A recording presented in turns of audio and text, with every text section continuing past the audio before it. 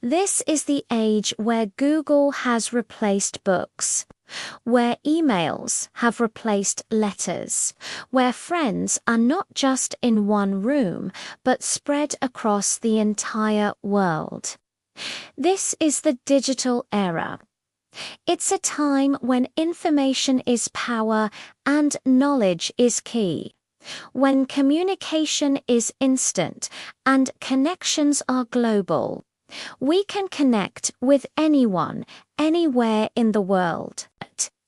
We have access to information at our fingertips, and we can share our thoughts and ideas with the world. But with great power comes great responsibility. We must use technology wisely and ethically.